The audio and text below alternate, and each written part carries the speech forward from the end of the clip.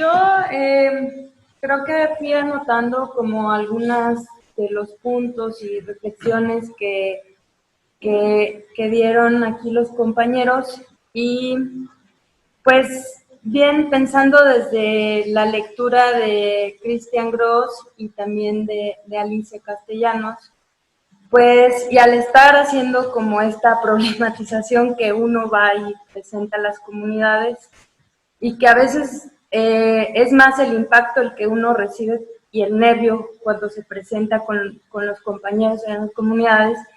Y entonces, no sé, a mí me da una sensación como de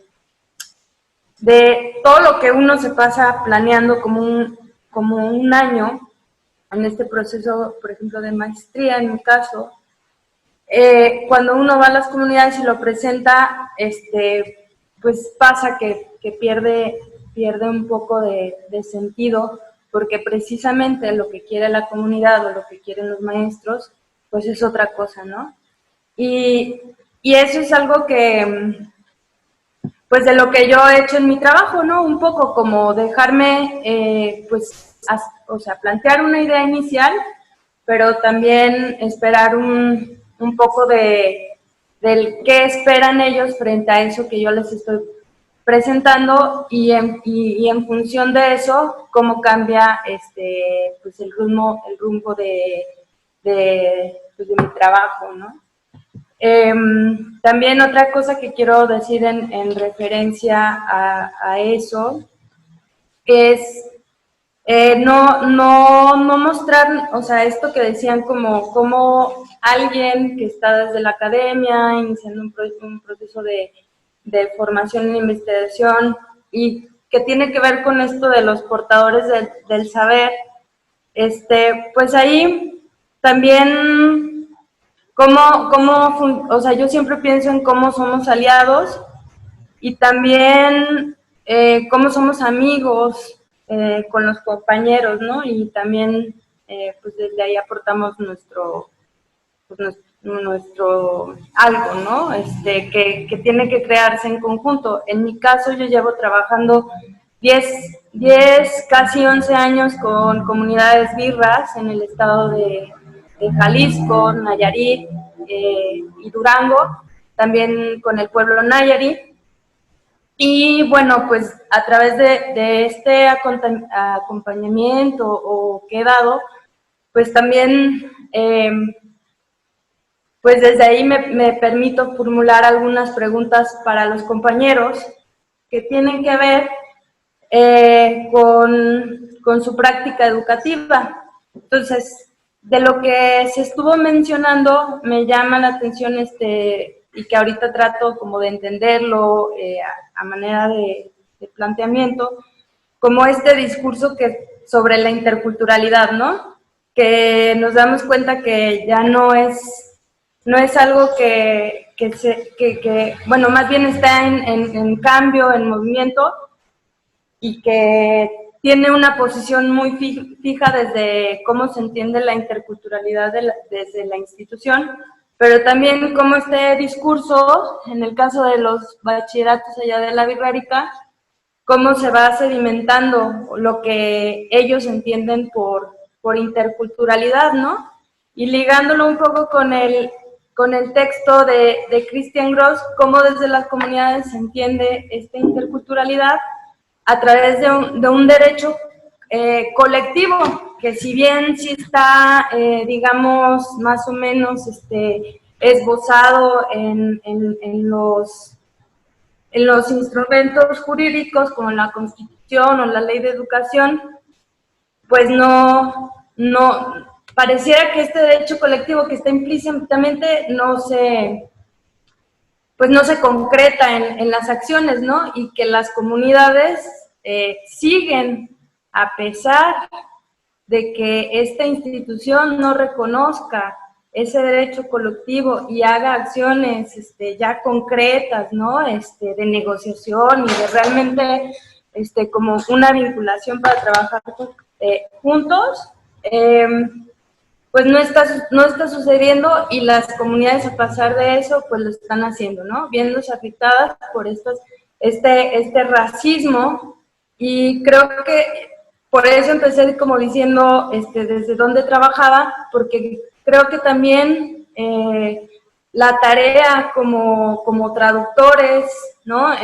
O intermediarios, tiene que irse hacia qué ellos están demandando y nos piden a nosotros, de alguna manera, a quien le piden, porque no a todos le piden, que lo denuncien, ¿no? A través de esto muy concreto que puede ser un trabajo de tesis o un artículo, ¿no? O acompañantes en otro tipo de procesos que tienen que ver con gestión o en hacer materiales en las escuelas, qué sé yo, infinidad de cosas, pero más o menos por ahí, como es lo que me ha generado a mí, lo que estoy tratando incluso como investigadora en formación, de tratar de ponerlo sobre la mesa, de incluir, o aunque sea en un protocolo de investigación, la noción de incluir a gente de la comunidad como interlocutores, como asesores, ¿no? Que no van a tener ante la academia este reconocimiento, pero que es importante irlo incluyendo en los procesos en las negociaciones que hacemos con las comunidades para, al fin y al cabo, llevar a cabo nuestras ideas, ¿no? Que tampoco es que salgan de una fantasía, ¿no? Sino que también tienen que ver con esa experiencia pues, que uno va depositando en este camino. Entonces, pues por ahí iba mi intervención y bueno, pues nada más decir que en el trabajo con las comunidades, pues esto sí, la cuestión, la línea del racismo a través con su contraparte, que es las relaciones de poder, de opresión, pues sí es algo que es muy vigente y pues está ahí. Gracias. ¿Sigo?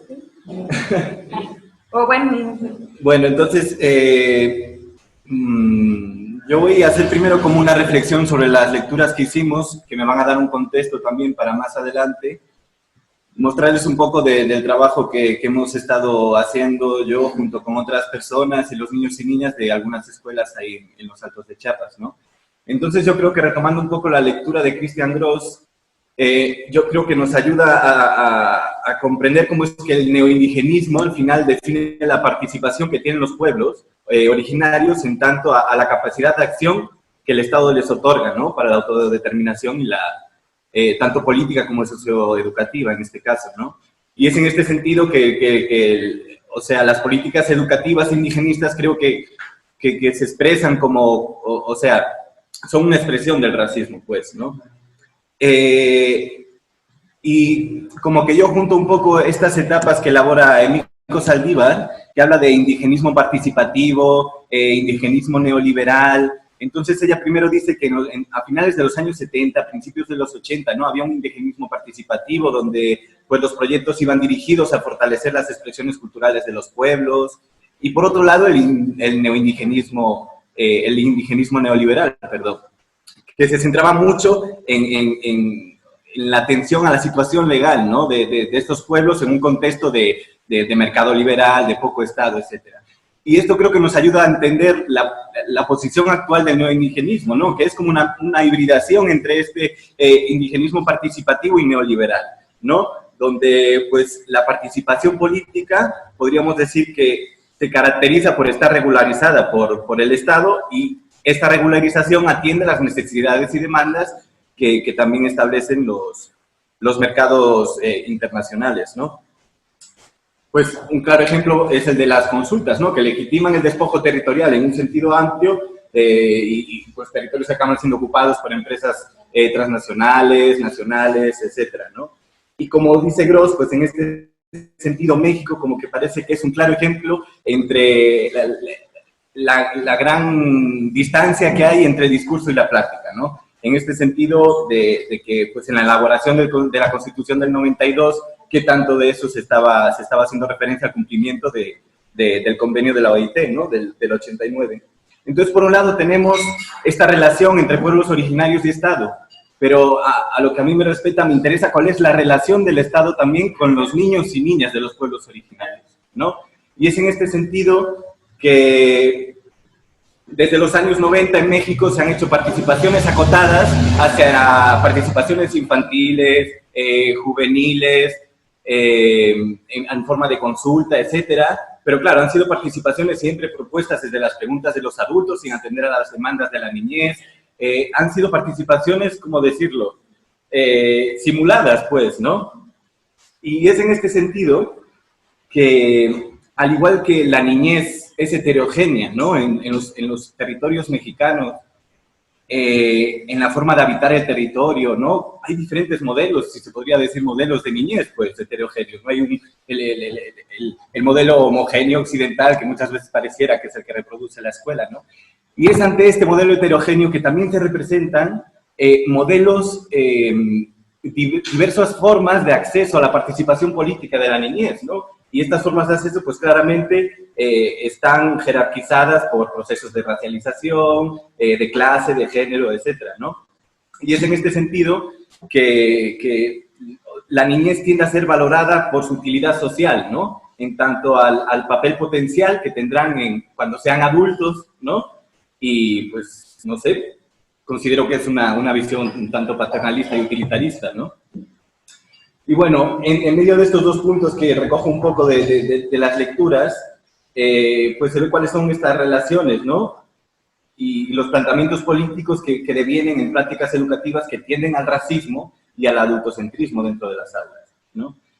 Y me gustaría decir que es difícil también encontrar temáticas, encontrar estudios que tengan estos trabajos específicos que hablen sobre niñez y racismo, ¿no? Creo que no es coincidencia tampoco que uno de ellos sea el de Elizabeth Castillo y José Antonio Caicedo, que personalmente hago bastante paralelismo con lo que ellos trabajaron sobre la temática de las representaciones de la afrocolombianidad dentro de las aulas unas aulas de educación inicial, ¿no? En barrios de Bogotá.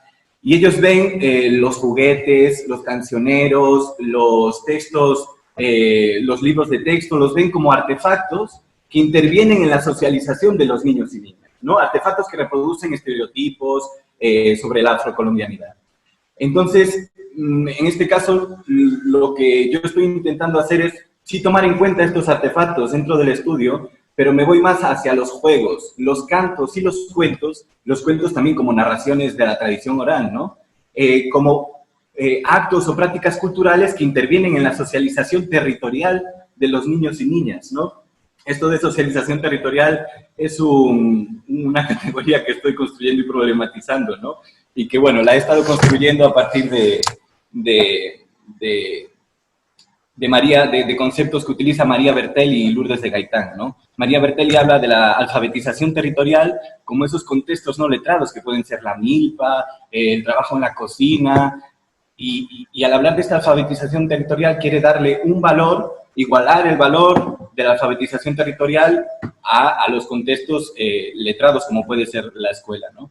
Y por otro lado, Lourdes de León, que hizo muchos estudios sobre socialización con la niñez sinacanteca, habla de cómo es que los niños y niñas se van apropiando de los espacios, los van resignificando mediante la socialización afectiva. Entonces, por un lado tenemos lo simbólico y por el otro lado el afectivo, ¿no? Y es ahí que hago sentido como esta socialización territorial, como los procesos de construcción afectivos y simbólicos de los significados hacia el territorio, ¿no? O sea, saber ser en el territorio, estar, sentirlo, conocerlo, saber defenderlo, ¿no? Y pues muchas veces tiende esta socialización al arraigo, al desarraigo, ¿no? Y aquí hay una cita de Rita Segato que habla sobre esta cuestión del arraigo y desarraigo y dice que no son solo cuestiones de migrar o no del territorio, sino de afectividad territorial, de cuidado y de mantenimiento del y en el territorio, ¿no? Y acaba diciendo que el mayor enemigo del proyecto histórico del capital es el arraigo, ¿no? Entonces hace mucho sentido para ver estas cuestiones de cómo nosotros resignificamos y estamos con los territorios. Bruno Baronet,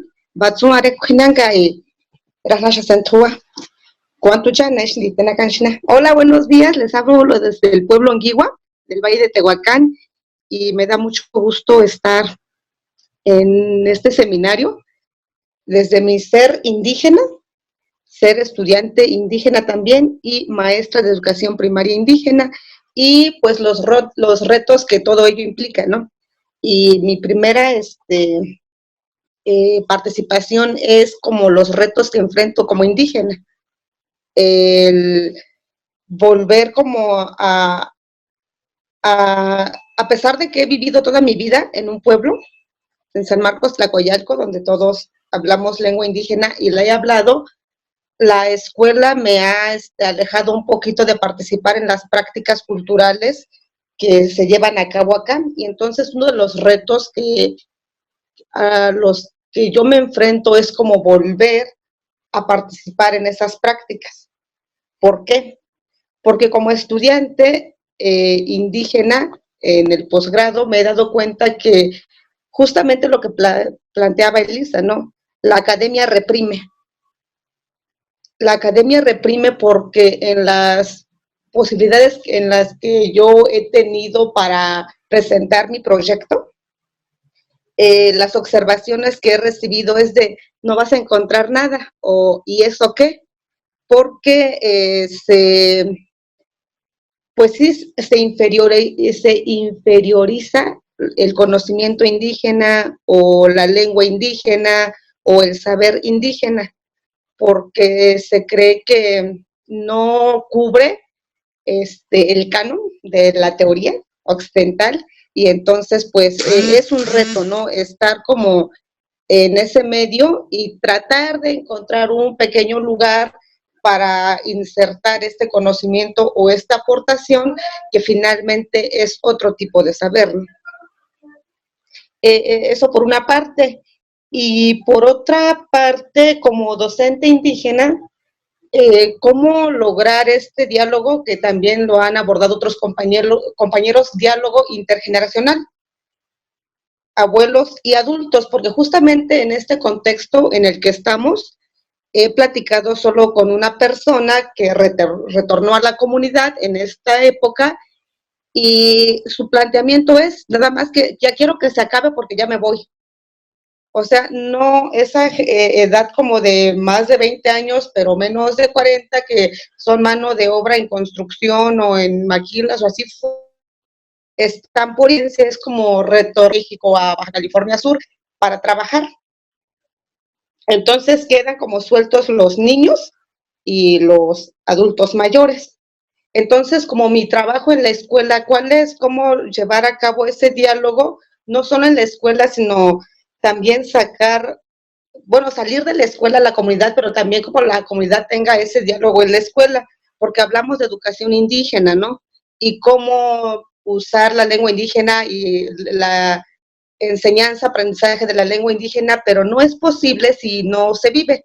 O sea, una de las ideas que yo he estado trabajando es que la lengua indígena se tiene que vivir para poder enseñarla, porque de lo contrario puedo usar el pizarrón, libretas y otras cosas, pero si el niño no sabe a qué me refiero con eso o no lo vive, es muy difícil, ¿no? Entonces pues es mi aportación, cómo la lengua indígena tiene que ser vivida. Y como dicen los abuelos, ¿no? Ngiwa hichu, ungiwa kanshi, o sea, Ngiwa es todo lo que hacemos, Ngiwa es lo que vivimos, de lo contrario, Ngiwa no existe, porque no lo haces. Entonces son como los grandes retos, como de mi persona como indígena, como estudiante indígena y como docente indígena. Gracias. Sí, Adán. Corrobal Bruno. Corrobal. Primero, gracias por darme la palabra. Y pues, en realidad, el poema que leyó Beto, sentí que me habló a mí. Es decir, eso que leyó lo viví también en algún tiempo cuando yo era pequeñito y vivía con mis papás. Lo viví dentro de mi casa, en mi propio territorio.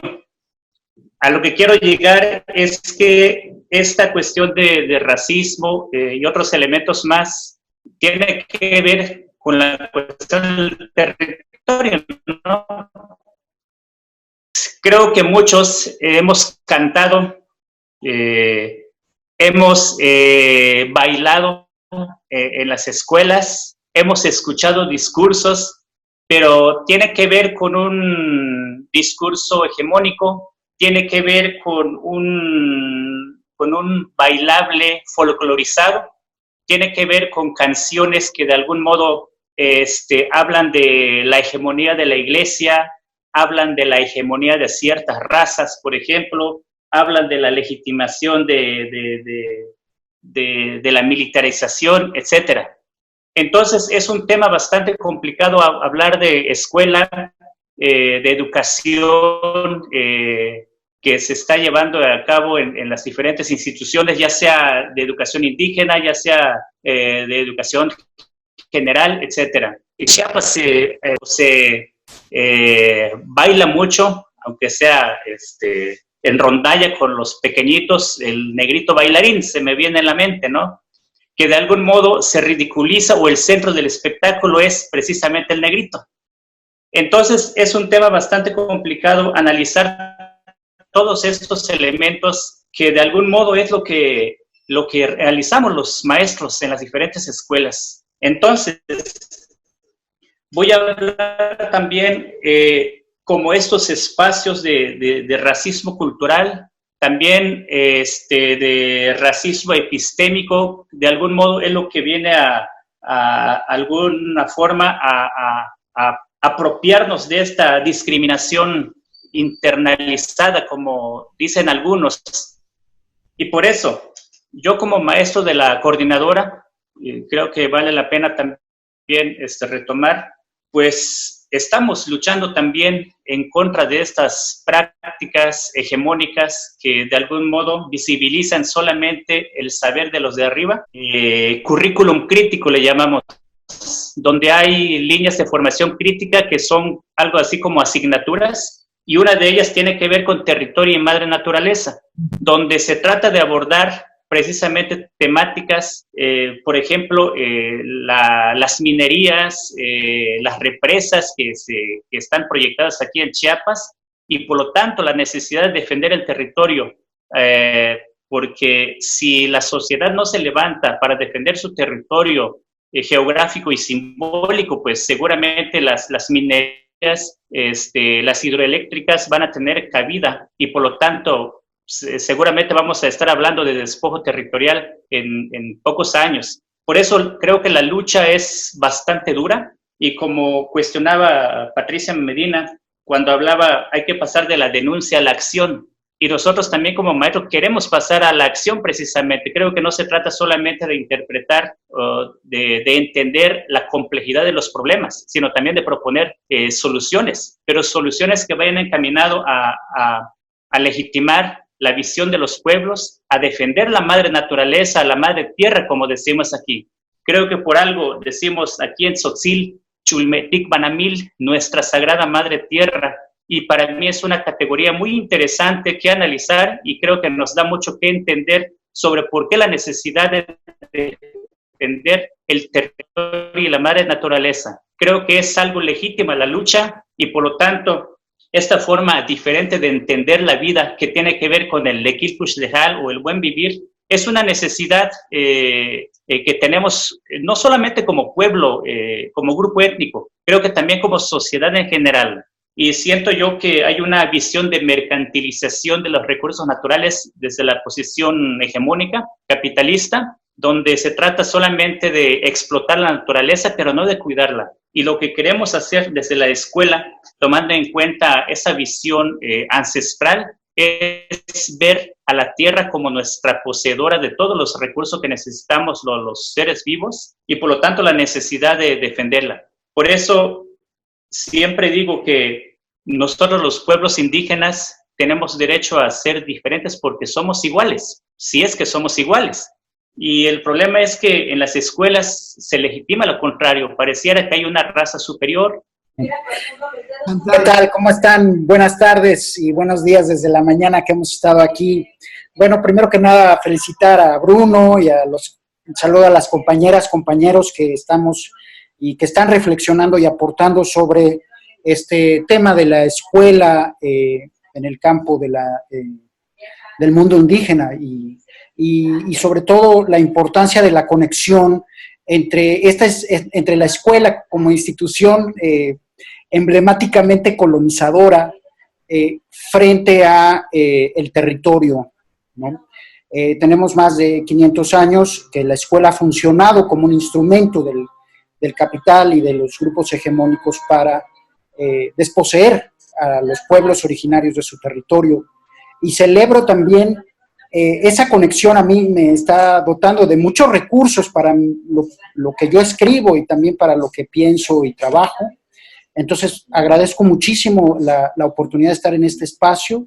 Que me gusta sobre el tema del trabajo que hace Borja, y bueno, siendo colega también porque trabajamos en el campo en la educación popular, y creo, y te felicito porque ese es un camino que te permite observar tantas cosas al mismo tiempo, este abordaje desde la educación popular, desde prácticas no necesariamente o tradicionalmente escolarizadas, ¿no?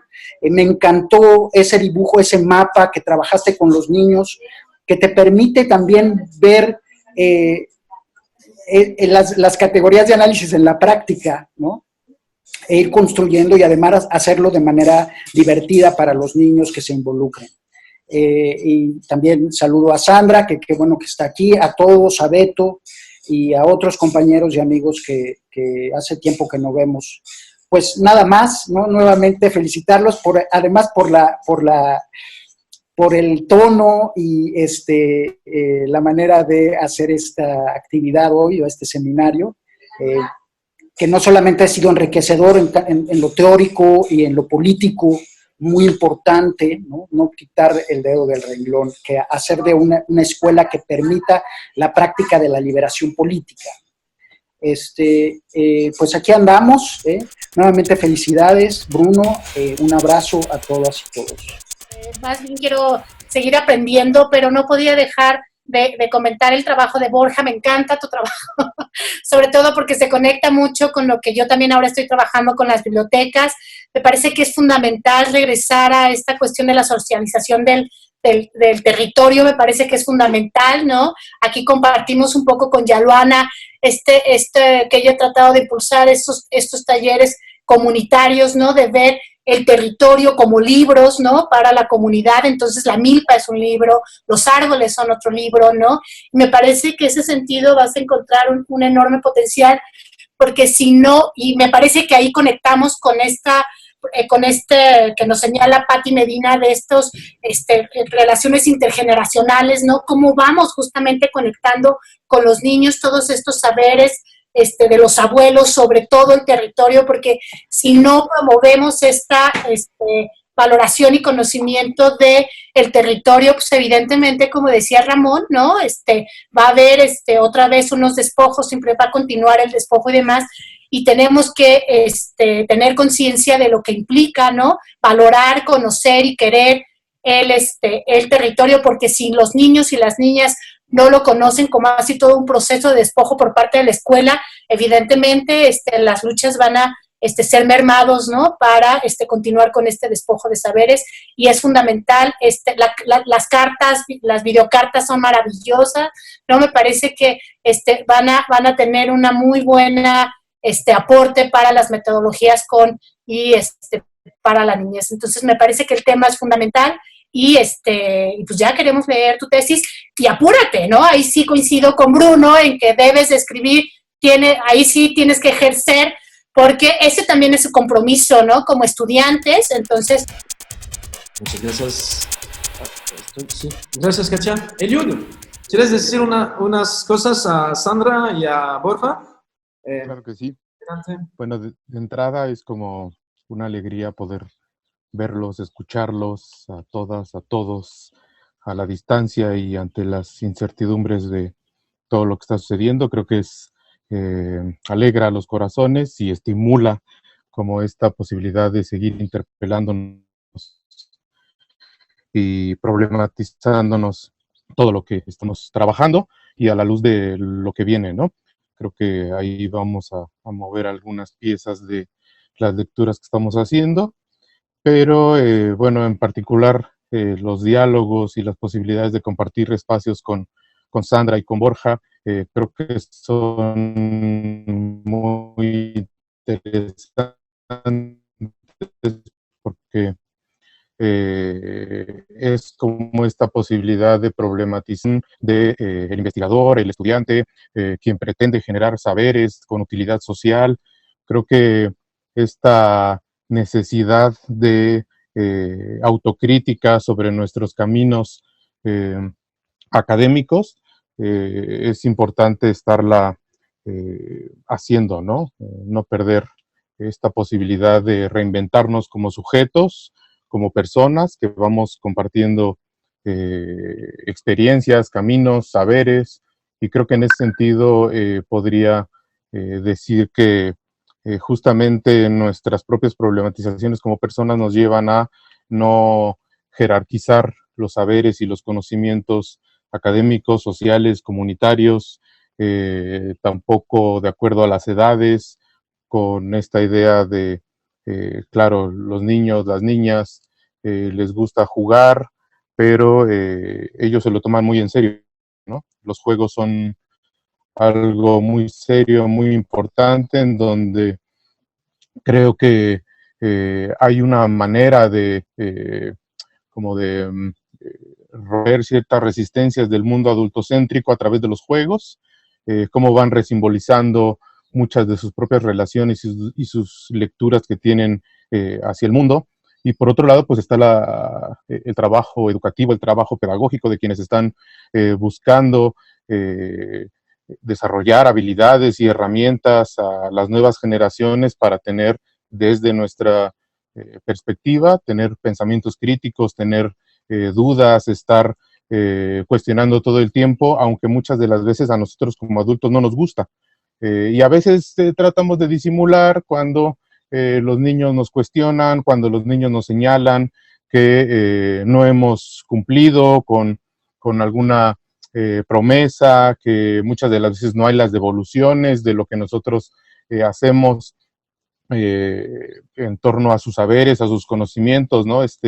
También extractivismo de conocimientos que hacemos con los niños, con las niñas, dibujen, pinten, jueguen, hagan, y después ya el adulto es el que interpreta, es el que elabora las ideas muy sesudas, y muchas de las veces los niños se quedan con esa buena idea, con esa buena imagen de, qué chido es el educador, el maestro, pero en realidad no tienen ninguna posibilidad porque seguimos sosteniendo estas relaciones verticales entre los adultos con los niños y entre los investigadores con los investigados.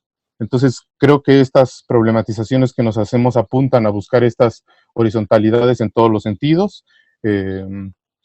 Y bueno, en términos muy, muy generales, creo que la labor que está haciendo ahora Sandra en torno a problematizarse tantos años de trabajo en las comunidades, con la gente, evidentemente la está llevando a posiciones que no esperaba.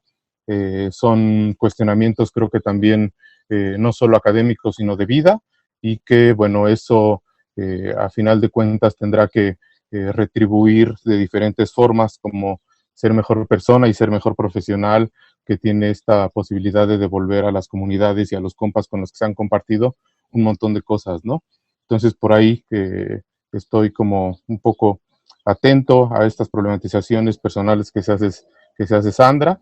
Y bueno, en torno a Borja compartimos muchas más perspectivas y mucho más animosidad sobre trabajar con los niños y cómo ir mirando estas posibilidades de que el juego, de que los cantos, de que los cuentos tengan una potencialidad distinta desde la academia adultocéntrica y que no se queden como mero escenografía en la que pues se busca mostrar que, claro, trabajé con los niños porque dibujaron, porque jugaron, sino darle como esa potencia crítica a este tipo de posibilidades metodológicas, y que, bueno, pues compartimos un montón de cosas ahí, varios de los que estamos acá, de los que yo conozco, de los que son compas, y que creo que eso es lo que nos ha llevado a seguir compartiendo los caminos, ¿no?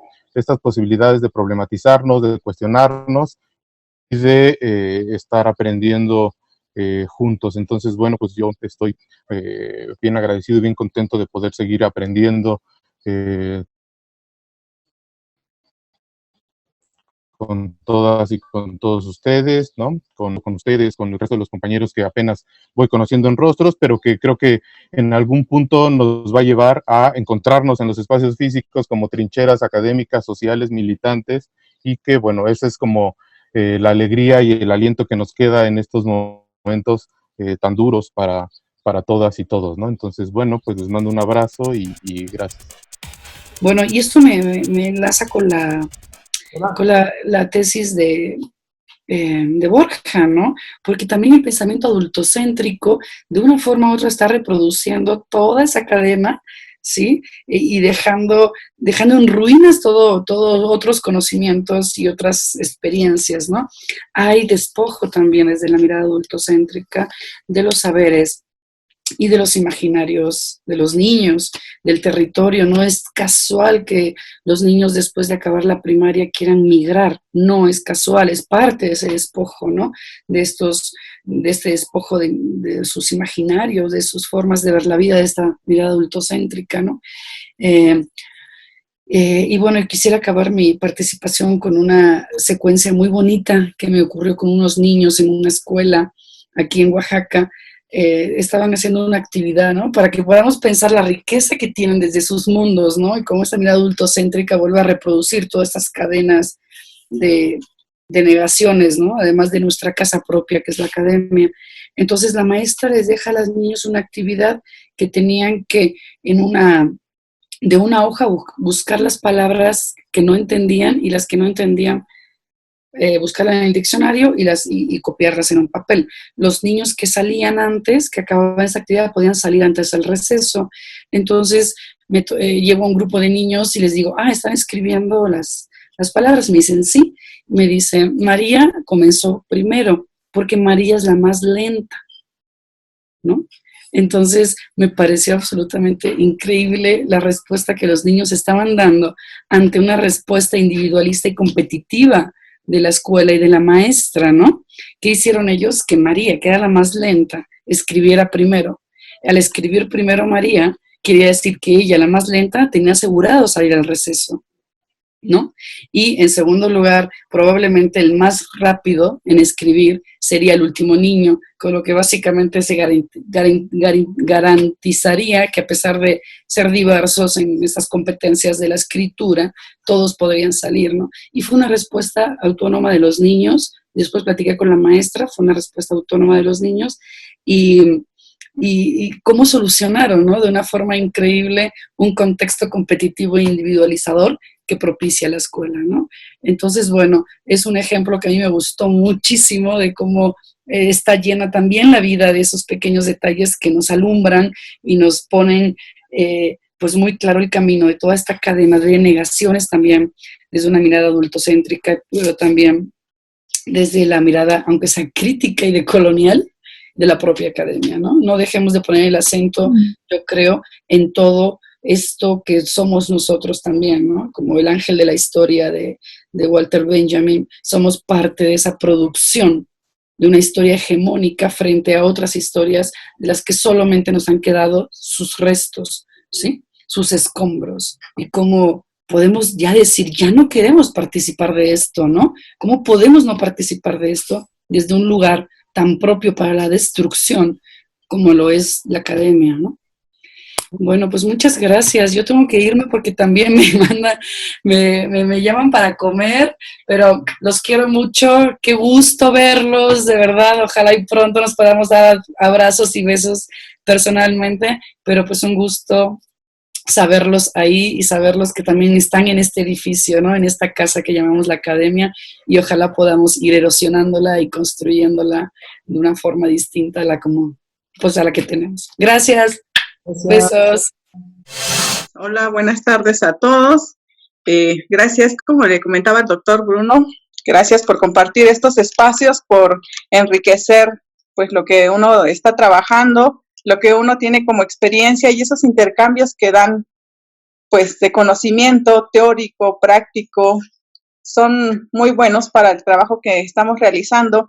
En lo personal, pues, yo soy una profesora de educación primaria, de lo que le llaman el modelo intercultural bilingüe, pero casualmente o pues más bien por situaciones de estructura, pues estoy no en una escuela bilingüe trabajando, estoy trabajando en una escuela primaria general, pero pues da la casualidad que la primaria tiene como ese título de primaria general, pero dentro de una comunidad con un fuerte arraigo en cuanto a prácticas, en cuanto a identidad, en cuanto a idioma, incluso el reconocimiento de una institución para darle ese título o esa categoría de indígena.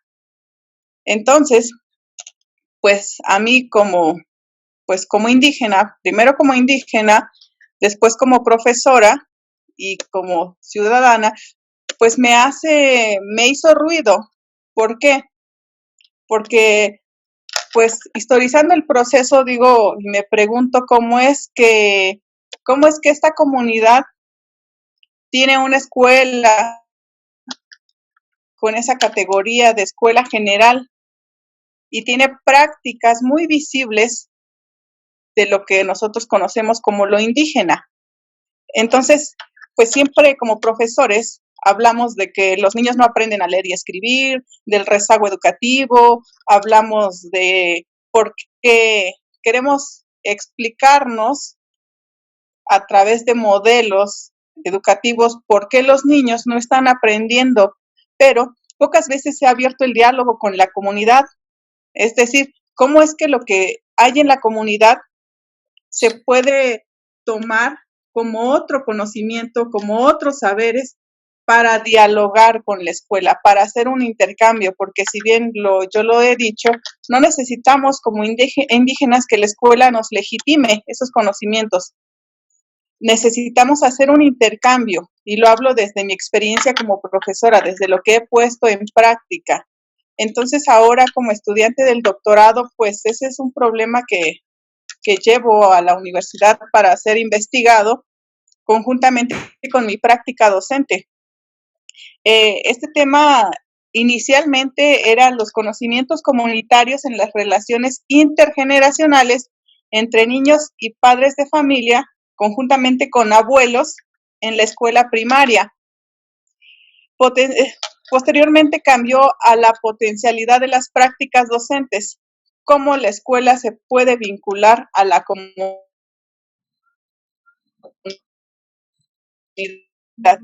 porque parece que la doctora Patricia Medina, el doctor Bruno Baronet, pues han aportado mucho al campo.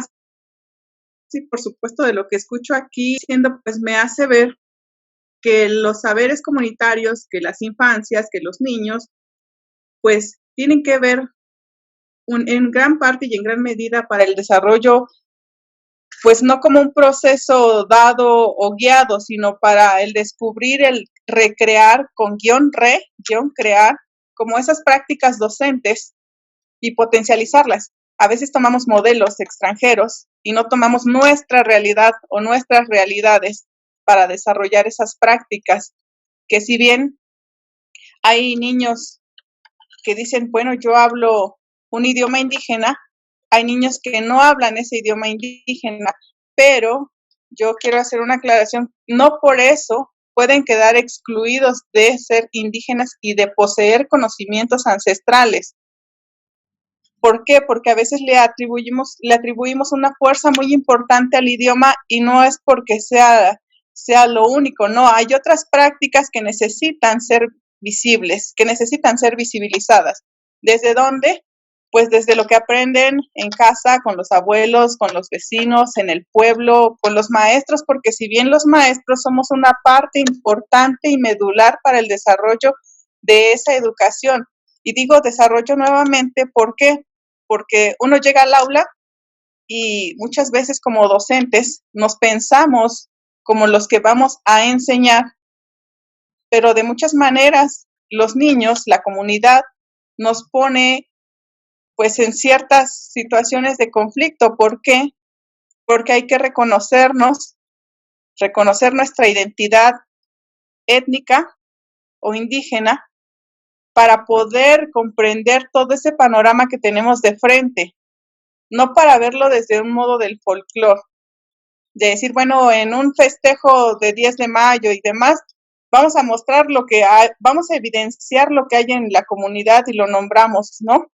No, creo que es en todo momento. Las prácticas y los saberes comunitarios son algo tangible, latente y algo que está en el día a día, en la cotidianidad de esas prácticas. Y precisamente en algún momento dejábamos o hablábamos con el compañero Roberto Linares sobre estos conocimientos, sobre cómo también desde otro escenario, que es el CONAFE, podemos ir más allá y más de fondo a estas prácticas. Entonces, invito a mi compañero Roberto a continuar con esta participación. Les agradezco pues compartir estos escenarios. Vamos, Robert. Hola a todas y a todos. Es un gusto compartir este espacio y pues agradezco que me presten la palabra para compartir desde la experiencia, desde el espacio y desde el lugar en el que estoy trabajando. Bueno, me gustaría primero hablar un poco sobre la situación en la que estamos atravesando el pueblo chinanteco en específico, aquí en Tuxtepec, en Valle Nacional, donde me encuentro en este momento. Veo algo que comentaba Elizabeth, que mucha gente no tiene buena vida. Y es una preocupación fuertísimo porque no tenemos buena vida porque olvidamos ensuciarnos las manos para producir nuestros alimentos. Olvidamos la dimensión histórica en la que hemos sido objeto. Por ejemplo, aquí en el 55 se construyó una presa, bueno, un megaproyecto denominada la presa Cerro de Oro, que desplazó a chinanteco y mazatecos. Entonces nosotros, a pesar de ser desplazados forzosamente, perdimos nuestro lugar, nuestro origen, pero aún así resistimos y seguimos trabajando. Mi interés en la investigación, en esta cuestión de estar contaminado con la academia, y que muchas veces me pongo a repensar que los académicos, los investigadores e investigadoras hemos cometido el error de repetir teorías de esta cuestión recetaria de la investigación y no nos hemos descolonizado. Personalmente, pues he pasado por un proceso fuertísimo de desplazamiento identitario, podría yo llamarlo así, porque uno se pierde mucho tiempo en, por ejemplo, en regresar a las raíces y ir y estar en esta dinámica de la academia, entre los conceptos, entre ponerle un marco teórico, entre ponerle una metodología.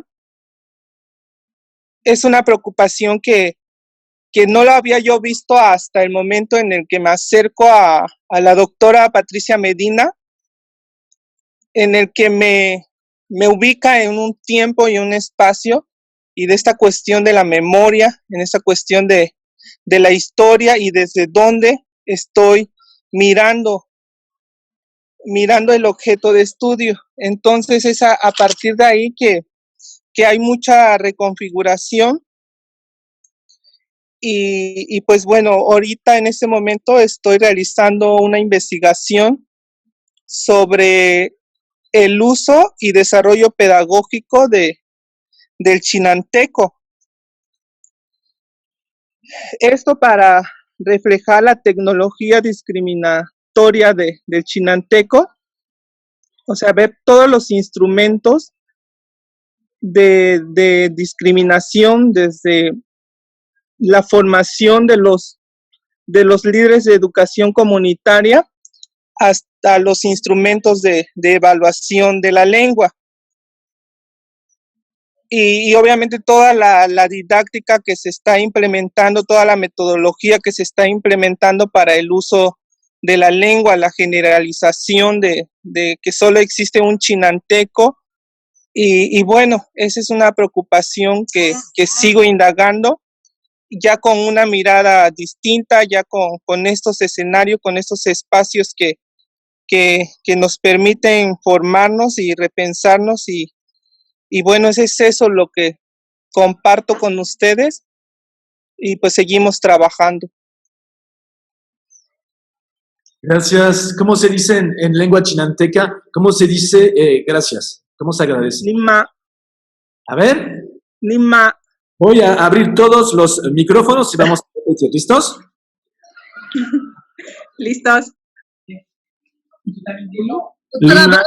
Otra vez. ¿Está con la camioneta? A ver, vamos a repetir juntos. Te escuchamos. Nima. Nima. Nima. Nima. Sí. Nima. Otra vez. Nimana. Nimana. Nimana. Ya le agregué, muchas gracias. Mimana. Y yo nada más muy rápido, primero agradecer porque, Paz, gracias al seminario en el que estamos compartiendo, bueno, pudimos tener oportunidad de escuchar todas las propuestas pedagógicas que existen. Yo quisiera hacer un poco, a partir de lo que he aprendido en este seminario, una autocrítica hacia mí misma, porque un poco como lo escuché por varios participantes, cómo hemos sido también partícipes de esta reproducción colonialista, yo creo, tan solo en los programas de posgrado en los que hemos estado participando. Yo me asumo como tal en la medida que he estado participando en un programa de maestría en donde básicamente el enfoque es competencias.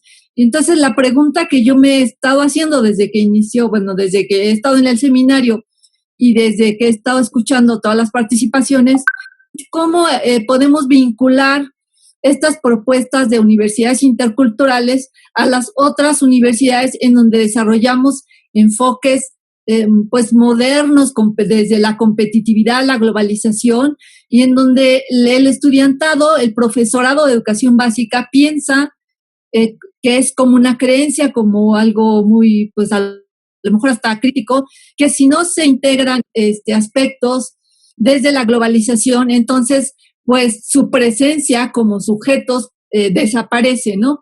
Entonces, ¿cómo criticar? Eso como me lo pienso como una tarea, primero, dentro de las discusiones de los posgrados en la universidad pedagógica, en las distintas unidades, primero asumir esa parte crítica que nosotros sí hemos estado reproduciendo, esa postura colonial, en relación, primero, a que no vemos estas otras propuestas desde los medios indígenas, rurales, y que si las tomamos en cuenta, a veces las vemos así como que, pues sí, qué interesante, a lo mejor hasta como esta visión de folclore, ¿no? Entonces la pregunta es cómo apartarnos de esta visión colonial en relación a estas propuestas pedagógicas interculturales y de universidades, sin que caigamos otra vez en ese uso de, pues qué bonitas propuestas, vamos a conocerlas teóricamente, metodológicamente y ya. ¿Cómo salir de eso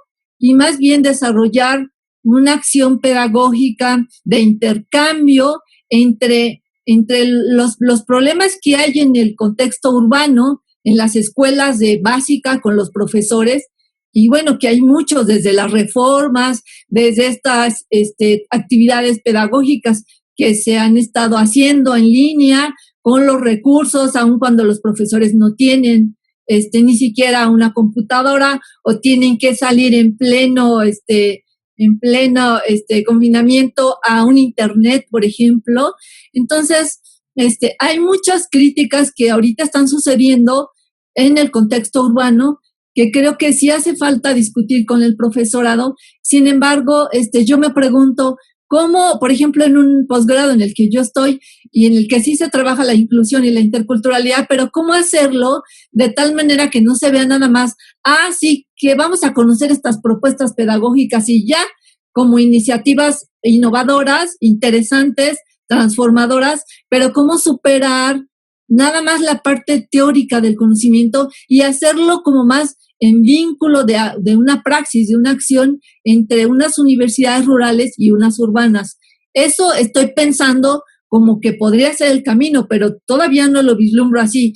Para no verme también colonizadora, ¿cómo hacerlo de manera distinta? Vamos. Esa sería mi pregunta que dejo a la mesa porque sí, no sé si ya ahorita se pueda resolver, claro, pero para seguirle pensando. Y me encantó mucho desde las canciones, el video y los homenajes. Hay cosas que yo desconocía y pues qué bueno que ahora lo puedo vislumbrar y las propuestas y los libros decidan, porque sí los podría poner a discusión con el estudiantado de posgrado. Muchas gracias. Ok, bueno, voy a tratar de ser muy concisa. Simplemente un poco de lo que puso Sandra sobre la mesa de este ejercicio de investigar, que tiene que ver también como un proceso que se da a través de habitar este espacio, ¿no? Un espacio que nos va a interpelar, pero también un espacio que a su vez nosotros vamos a generar cierto impacto también. Y yo nada más como para, entiendo que pronto vamos a ir cerrando ya las participaciones y la importancia de pensarnos en este momento de la historia y recuperar un poco la metáfora del ángel de Walter Benjamin, porque resulta, bueno, yo que trabajo desde las ciencias de la complejidad y temas matemáticos y modelos matemáticos y ciencia climática, y luego trato de conectarlo con el tema del territorio y de los pueblos. Y de ver cómo cada vez este campo de estudio se vuelve más complejo, a veces más difícil de entender. Lo que es importante de entender para la escuela o la institución escolar moderna es precisamente la importancia de recuperar los saberes, recuperar las ontologías, ¿no? Como dice Escobar, que influyen sobre los territorios. Y cada vez es más claro aquí en Morelos la conexión entre, por ejemplo, científicos del Instituto de Matemáticas de la UNAM apoyando la lucha contra la termoeléctrica de Huesca, ¿no? Y cómo desde el lenguaje, digamos, de la ciencia dura occidental ha servido también aportar para dar argumentos en contra de la lucha contra la termoeléctrica. Poco a poco vamos entendiendo que nos dirigimos, gracias a este anhelo y este afán de consumir más y de reproducir un capital, apropiándonos de los medios que nos ofrece nuestra madre tierra, pero también de la reproducción de este capital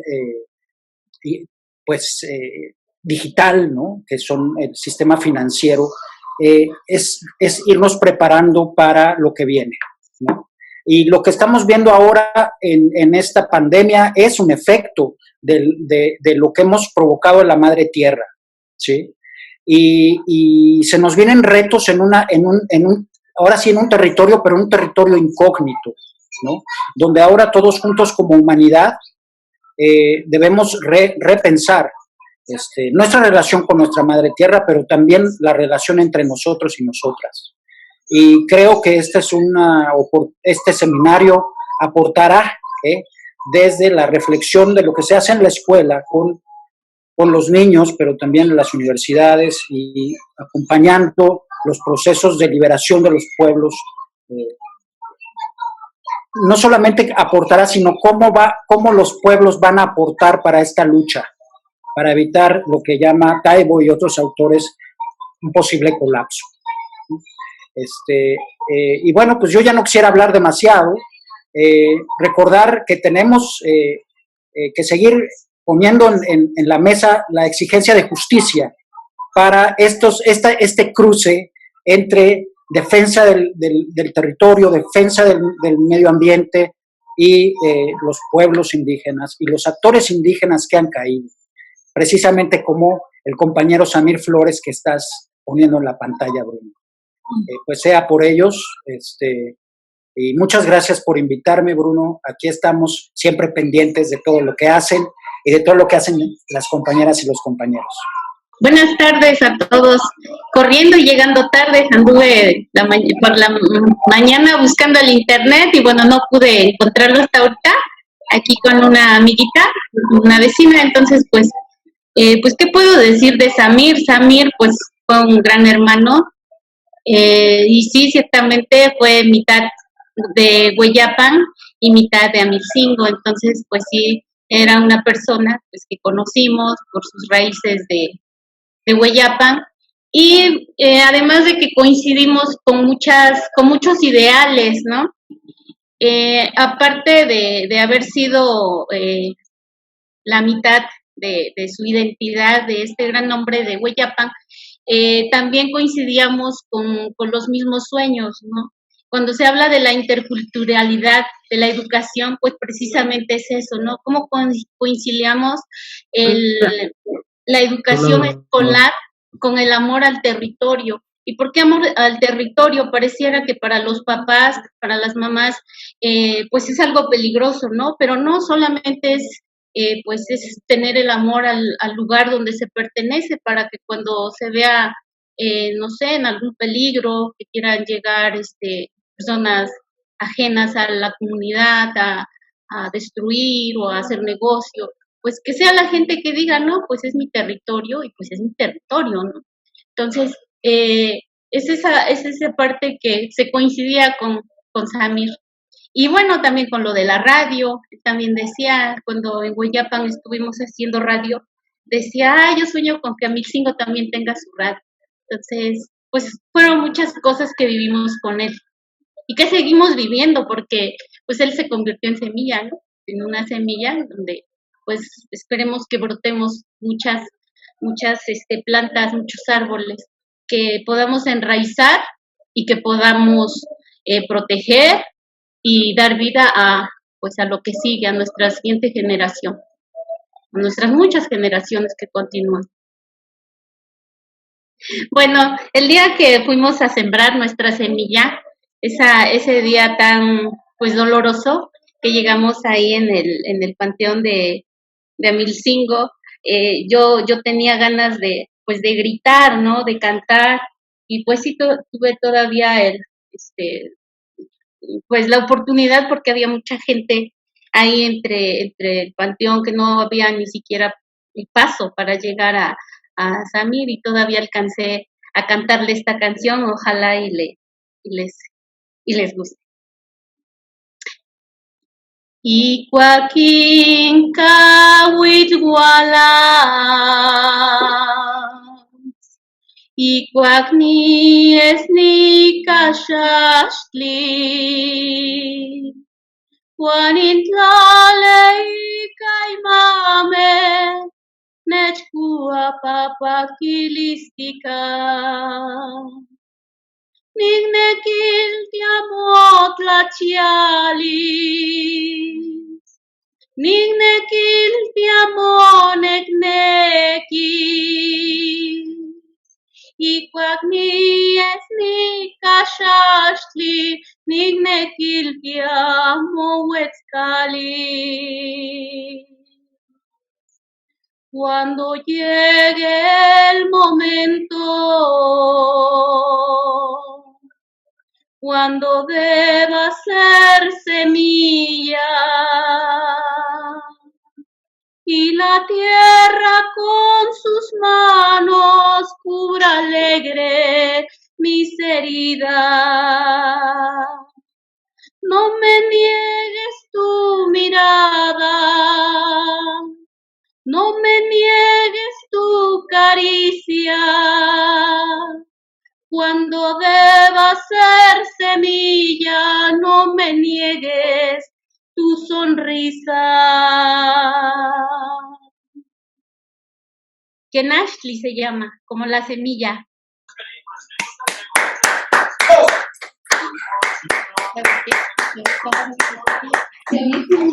¿Cuándo se hizo la... Sí, y pues la otra, pues que como docente, pues una labor o un sueño que tengo, pues es sembrar en los niños esa aparte de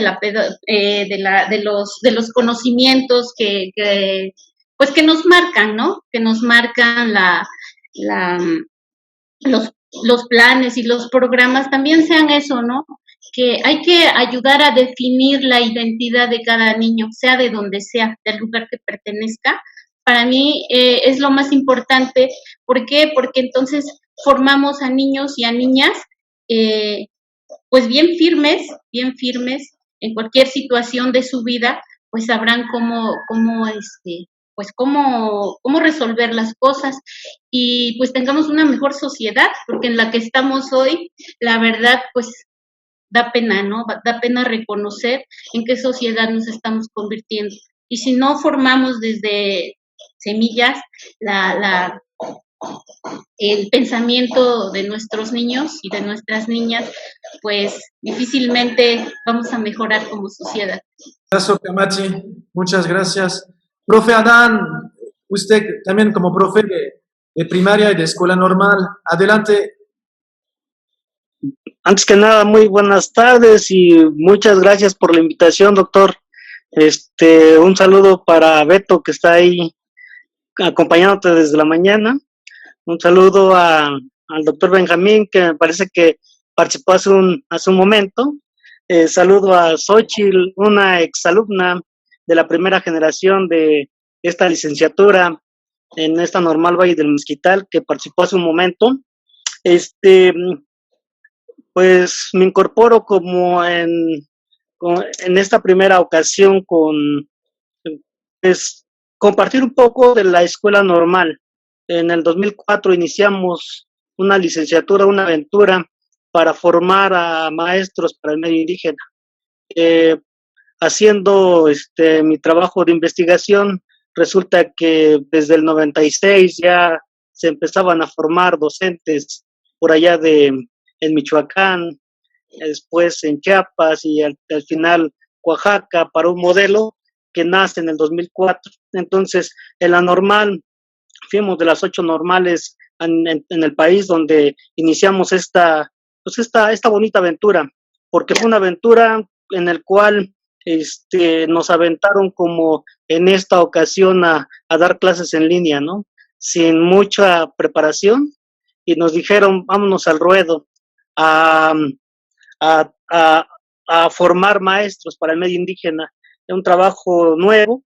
Llevamos 12 generaciones, y a pesar de estas 12 generaciones, sigue a la alza en la desaparición de las lenguas originarias, entre ellos el ñañú, acá en el Valle del Mezquital.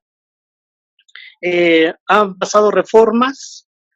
En el 2004 fue una con el que iniciamos, llegó el 2012 y 2018, en el cual casi estaban sepultando a la licenciatura. Pero estamos viviendo una época de coyuntura, me parece, en el cual estamos intentando hacer una propuesta nueva. Ojalá y germine como una buena semilla que mencionaban hace un momento, ¿sí? Ojalá y germine, porque es un trabajo que estamos intentando hacer desde una propuesta de maestros normalistas, algunos que estuvieron al frente en educación primaria. A lo que Dan se refería es al proceso de articulación de las normales bilingües, de las normales interculturales y de las normales que tienen alguna licenciatura que tenga que ver con lo intercultural, y el proceso que se ha ido siguiendo ha derivado en la posibilidad de elaborar una propuesta curricular que sustituya al plan de estudios de la reforma y que empiece a funcionar a partir de este ciclo escolar. Entonces, las normales, todas estas, se había acordado estar reuniéndose cada 15 días hasta tener listo el plan de estudios y poderlo plantear a la DGESPE para que se echara a andar. Se atravesó la pandemia, la última reunión fue en Zacatlán, Puebla, en marzo, a principios de marzo, pero todos hemos seguido a través de una plataforma que hicieron unos maestros de la Normal de Guerrero, y se ha estado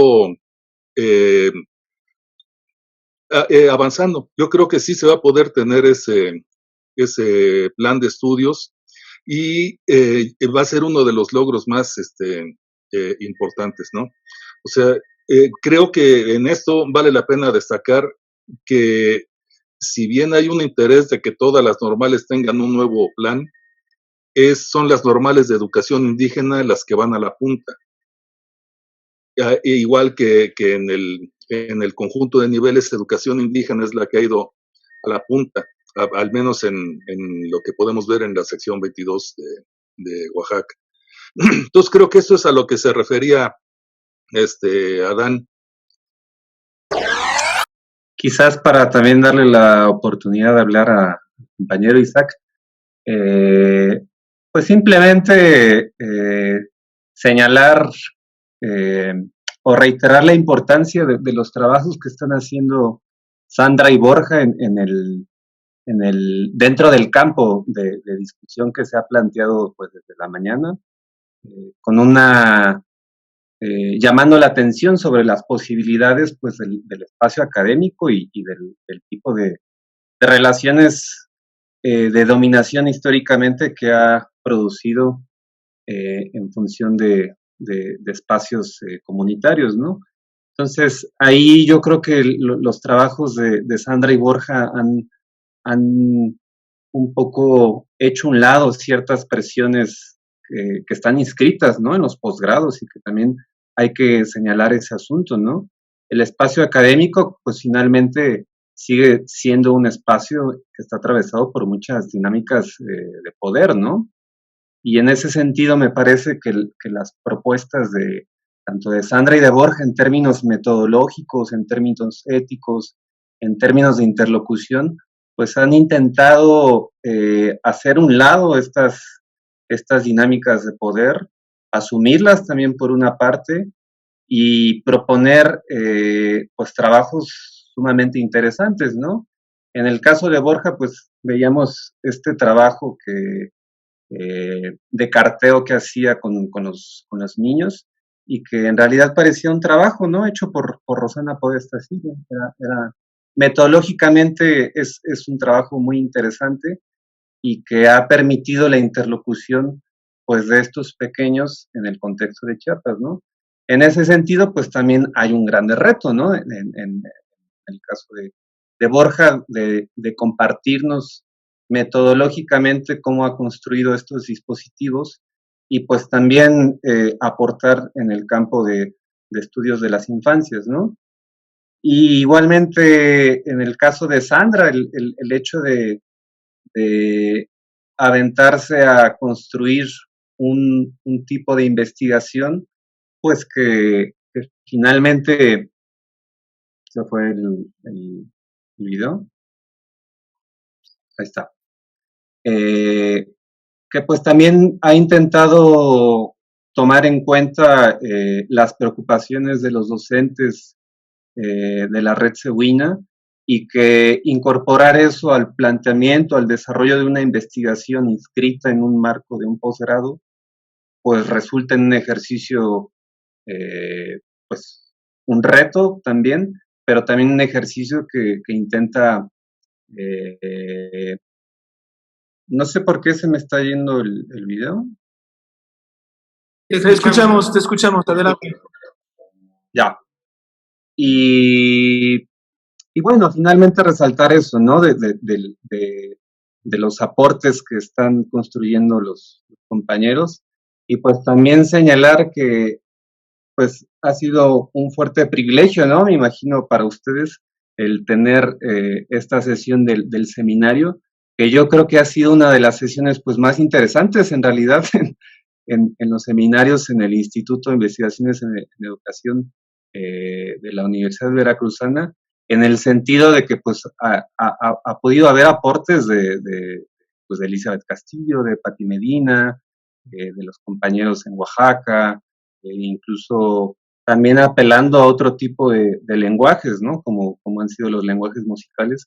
Entonces yo creo que pues más bien ha sido un espacio muy interesante el que ha propiciado hoy pues ustedes, ¿no? Sus preocupaciones en relación a estos temas.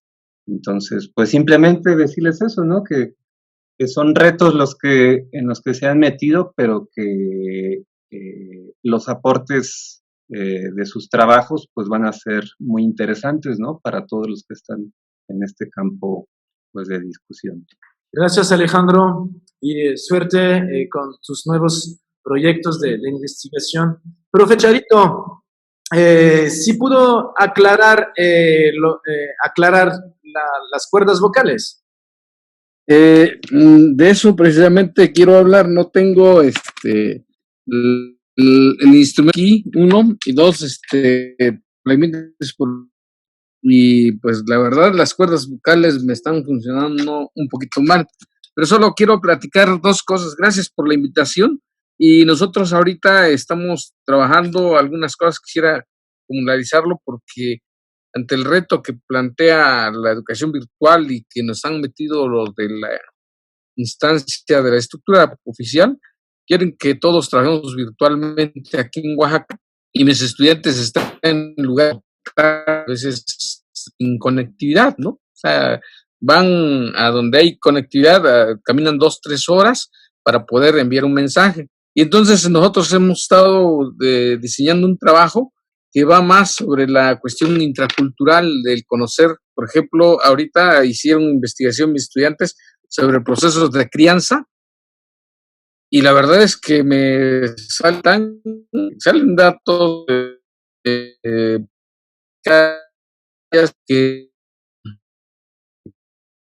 eran esos lugares. Pudiéramos decir que la Mixteca, la Chinantla, la Costa, tienen unos procesos muy similares en cuanto a la cuestión de los procesos de crianza. Por todo esto, porque me perdí de todo lo que dijeron los demás. Me perdí de los demás, entonces ahorita estoy hablando lo que tengo ahorita, lo que estamos trabajando.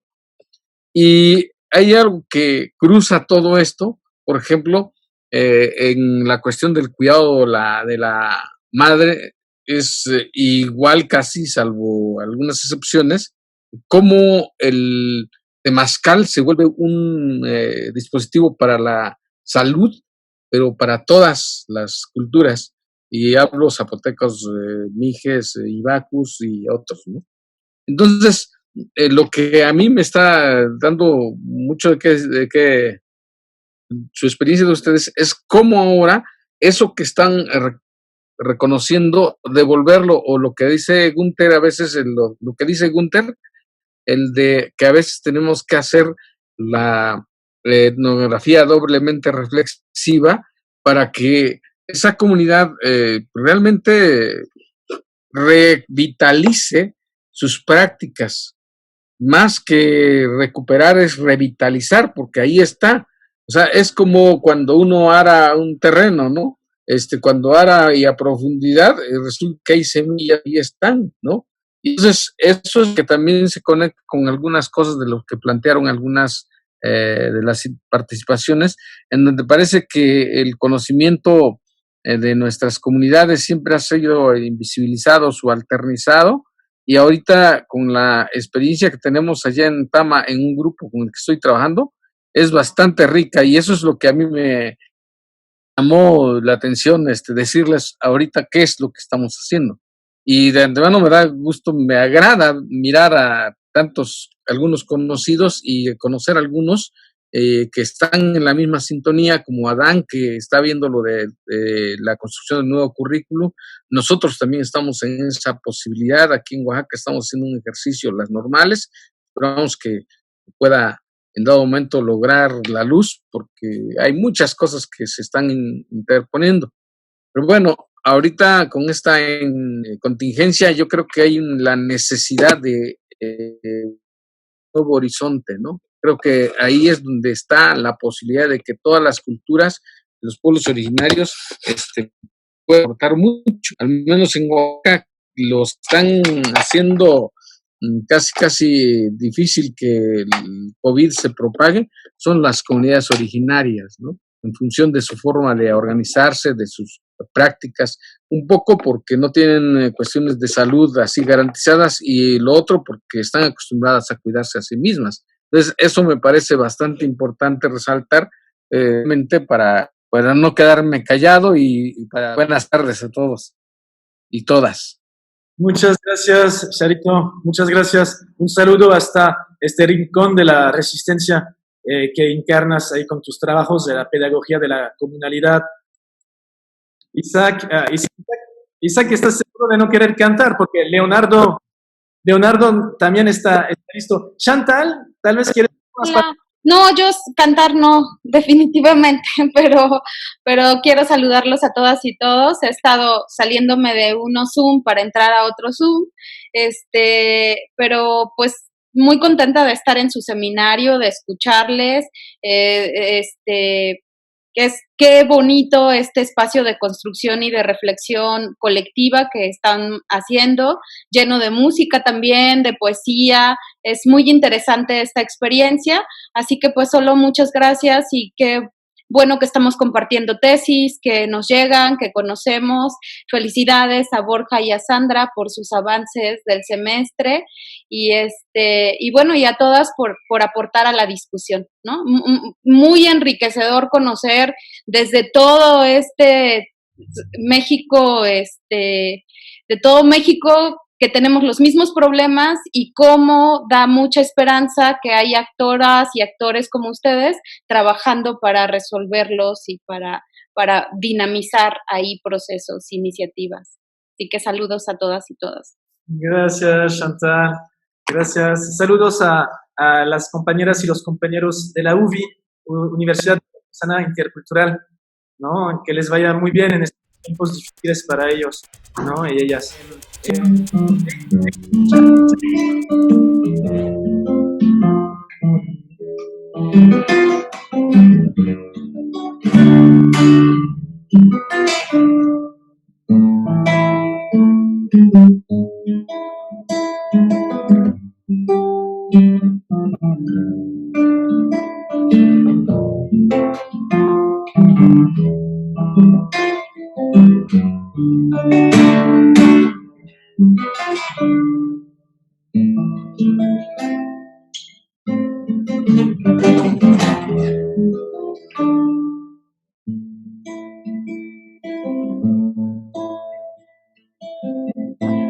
Si no creyera en la locura de la garganta del sinsonte, si no creyera que en el monte se esconde el trigo y la pavura,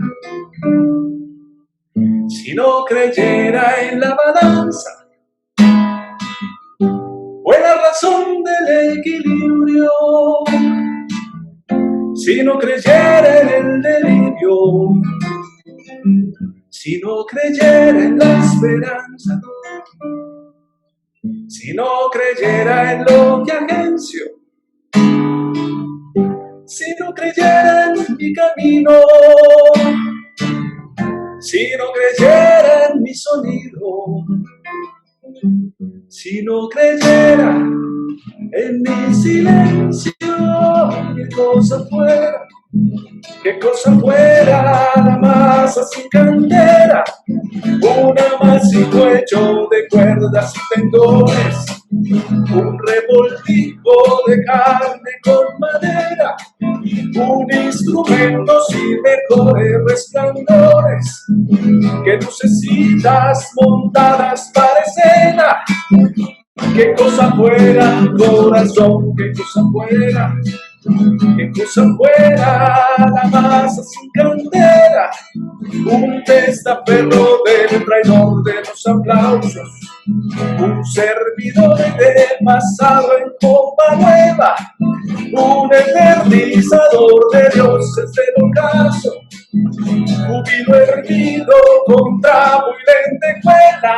Ay, qué cosa fuera, corazón, qué cosa fuera, qué cosa fuera, la masa sin candela, qué cosa fuera, corazón, qué cosa fuera, qué cosa fuera, la masa sin candela.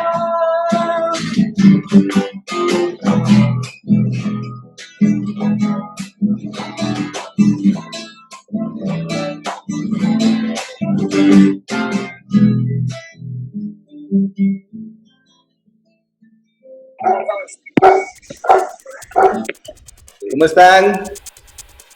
Pues sí, vamos a poner una canción que tocamos junto con el maestro Esteban, que se llama Al Maestro, que es una canción de Jaime Martínez Luna. Y bueno, pues a ver cómo sale. Hace mucho que no canto, y últimamente que estoy escribiendo estoy fumando mucho, así que no sé tampoco cómo saldrá. Al despertar la mañana, un nuevo lunes con sol, por la vereda del pozo se te divisa llegar. Vienes sudando la sangre de tu oficio, profesor. Vienes cargando el mensaje que a mis hijos les dará. Siempre te vemos muy solos, viendo la ruta del sol, donde han quedado tus padres, tus hermanos y tu amor. No te culpamos de nada, siempre es duro trabajar. Cuando la familia está lejos, lejos, lejos del hogar. Nosotros necesitamos de tu ayuda, profesor, para luchar por la tierra que nos robó aquel señor. Tú que conoces de leyes y que sabes quién es quién, ayúdanos enseñando que la igualdad es la ley. Nosotros tenemos fuerza siempre para combatir la lucha que sostenemos. Tú tendrás que conducir. Olvida todos los lujos que te ofrece la ciudad, lujos que no tenemos ni tampoco tú tendrás. Necesitamos unirnos para cambiar la realidad, pues también tú estás hablando con nosotros y además olvidemos los rencores y luchemos más y más para acabar injusticias que nos matan más y más, que nos matan más y más, que nos matan más y más.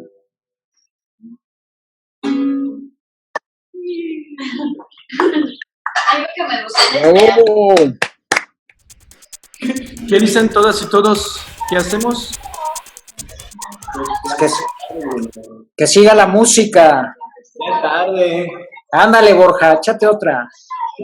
A ver, esta, pues, a ver cómo sale. No sé si vieron la película de Voces Inocentes. Esta película que está grabada acá en Chico, en Veracruz, pero en el ambiente de El Salvador, en el momento donde está la Liberación Nacional para Bulbo Marte.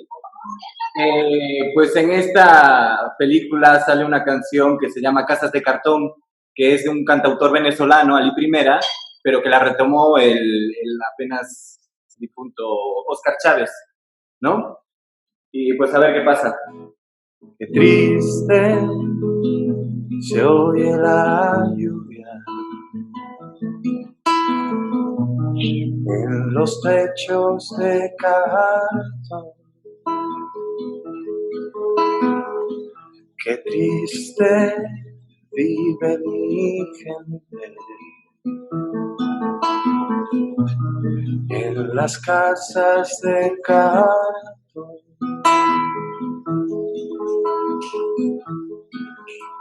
Viene bajando el obrero, casi arrastrando sus pasos por el peso del sufrir. Mira que es mucho el sufrir.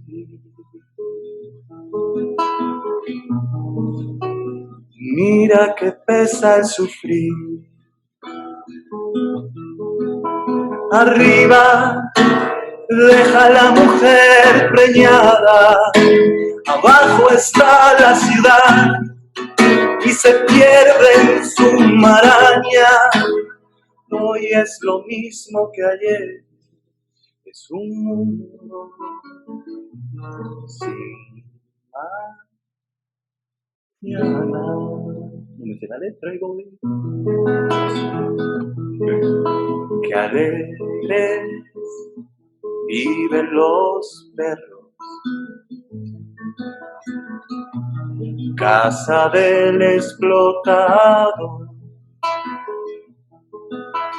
Usted no lo va a creer, pero hay escuelas de perros y les dan educación para que no muerdan los diarios. Pero el patrón, desde hace muchos años, que está mordiendo al obrero. Qué triste se oye la lluvia en los techos de cartón. Qué triste vive mi gente, casa del explotado. Niños color de mi tierra, con sus mismas cicatrices, millonarios de lo triste. Qué triste viven los niños en las casas de cartón.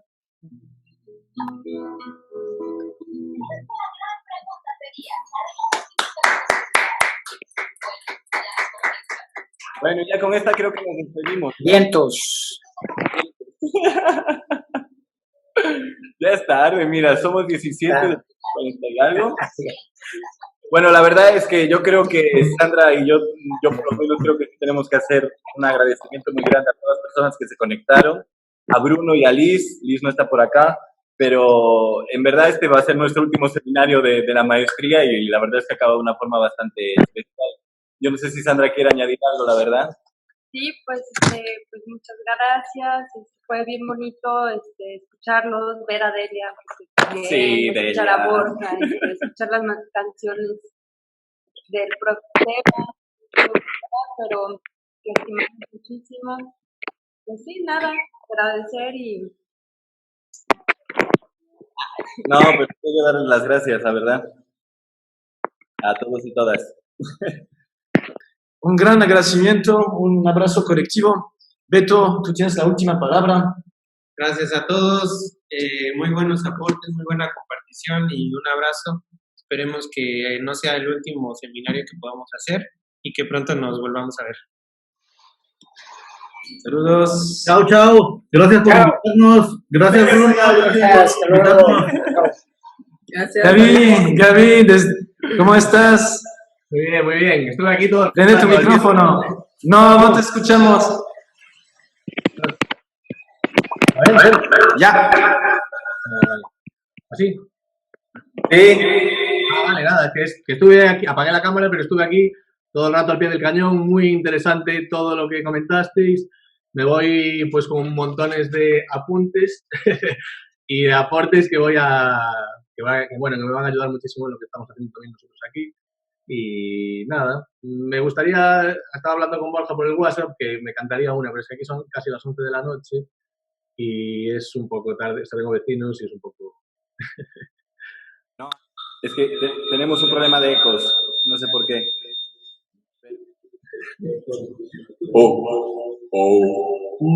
Se escucha como la radio de aquí. La voz. Bueno, pues yo creo que ya nos vamos a ir despidiendo entonces. Muchas gracias a todos y todas por asistir al seminario y ojalá y lo podamos hacer alguna vez en presencial, ¿no? Con todas y todos. Gracias, Delia. Muchas gracias, cuídate mucho. Vamos a ir luego por mole a Hueyapan. Y por unos aguacates. Gracias, Saúl, también. Seguro nos estás escuchando por ahí. A Tomás, que estuvo ahí muy callado. A Luis, a Ale. Gracias, estimado Bruno, gracias por invitarnos. Vilma Baronet, que sí anda por ahí. Gracias. Gracias a todas y todos, estuvo muy Bueno, interesante. ya nos despedimos entonces. Cuídense. Hacemos la desaparición. Adiós, Camilo.